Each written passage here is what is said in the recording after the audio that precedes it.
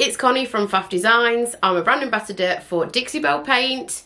We've got candles going in the background and everything today. In the video that you're about to watch, I'm going to show you how I gave this rustic sideboard a whitewash finish. It's super easy and I only used 2 products.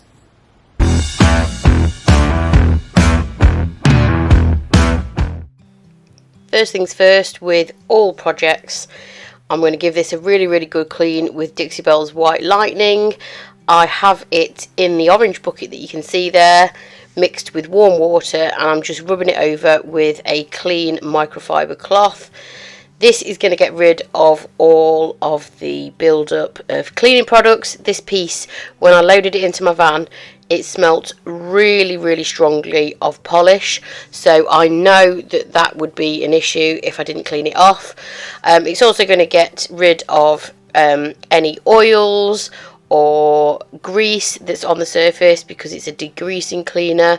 So I'm just making sure that I'm going to give it a thorough clean all over, and then I'm going to rinse it off with clean warm water afterwards. Next, I'm going to take the handles off, and I do plan to use the original handles on this piece, but I'm going to take them off because I'm going to give the piece a really good sand, and it's just going to be a lot easier if the handles aren't on there.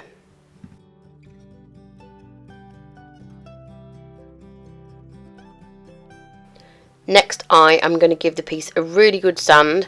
So this piece was a rough sawn type of finish anyway. It is a rustic finish. The wood grain is very prominent, but I'm just going to rough the surface up because it does have a lacquer or a varnish finish to it, and the stain that I'm going to use needs to be soaked into that wood grain a little bit for the effect that I'm going for. So I've got quite an abrasive grit paper on my sander. It's a 60 grit, and I'm just roughing the surface up so that it's going to be able to take the stain that I'm going to use.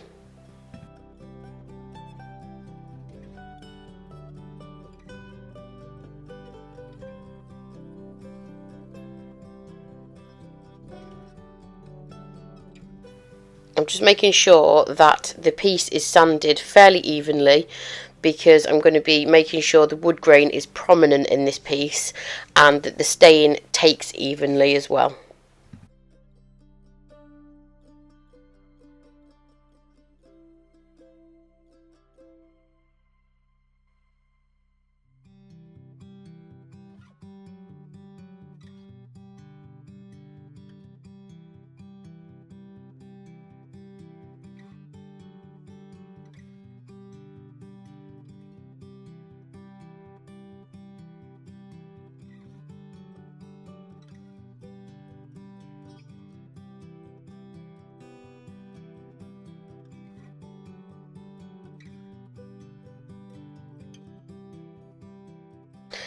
So we have sanded all over. Next, it's time for the no paint gel stain.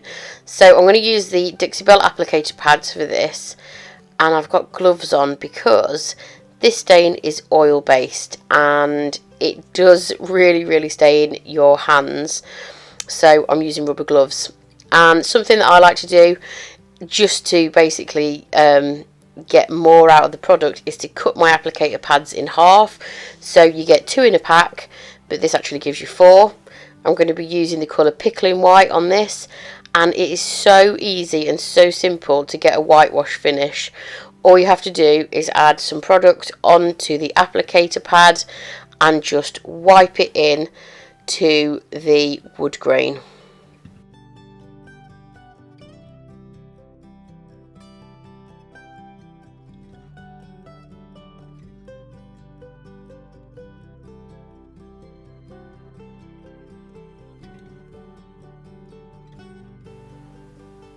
So I'm working with the grain of the wood on this piece. I'm going to work all of the no paint gel stain into the deep grain of the wood. Like I say, it is a rough sawn piece. It's got a lot of texture, a lot of prominent wood grain, and I'm just working the no paint gel stain into all of that deep wood grain to make sure that it's got full coverage.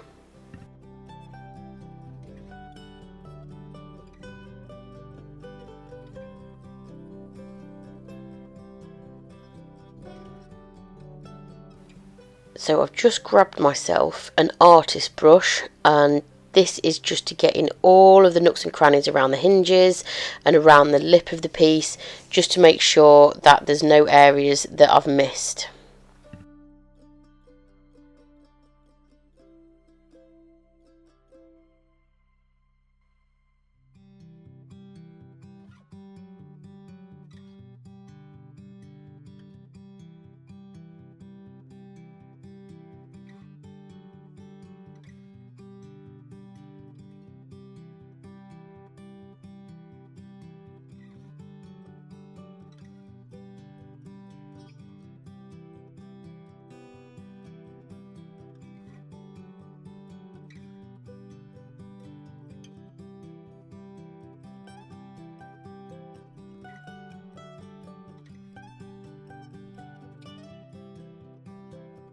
So fast forward a little bit, the entire piece has now had a coat of no paint gel stain in the colour Picklin White applied all over. The top, the sides and the front has been treated exactly the same.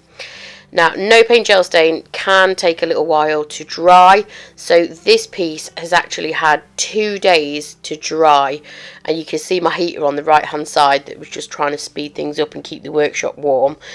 And what I'm doing now is I'm taking my sander. I have a 120 grit on the sander, and I'm just removing the high areas. So the wood, you remember me saying the wood grain was really prominent on this piece.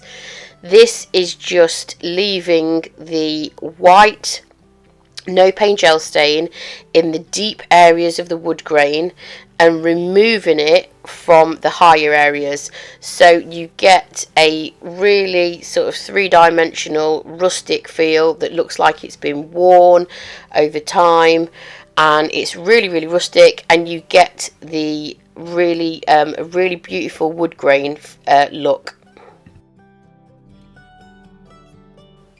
So the look that I'm going for is quite a consistent whitewash look, but if you wanted to, you can add shading, and you can also create areas where the whitewash is more prominent and other areas where the wood grain is more prominent if you wanted to do that. For this piece, I'm just going to give it quite a consistent look over the whole thing.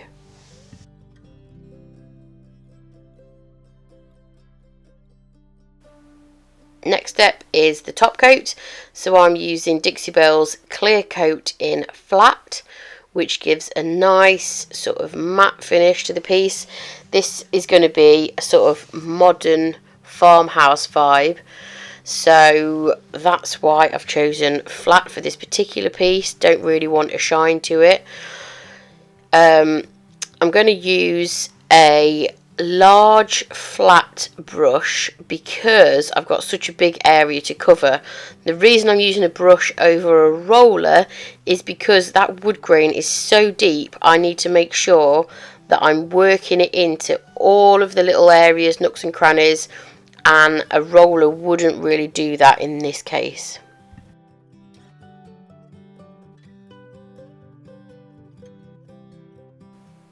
So no paint gel stain is pretty hard wearing on its own.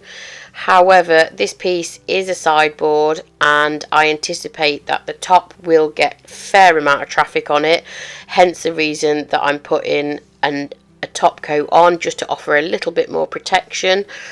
And I'm just making sure that I'm applying really thin layers all over the piece, making sure that I get in all of the deep wood grain, all of the corners, and then I just lay it off so that there's no brush strokes at all.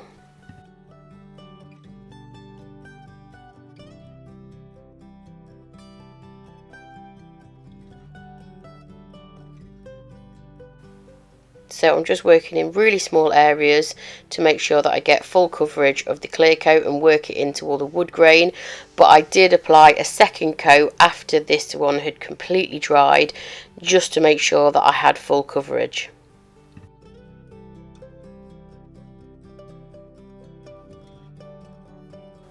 And here it is, all staged with some nice candles. It's got lots of rustic charm, it's got lots of variation in tone, but I absolutely love how it turned out. Thanks for watching the video, hope you enjoyed it, and make sure you subscribe to the Dixie Belle Paint YouTube channel.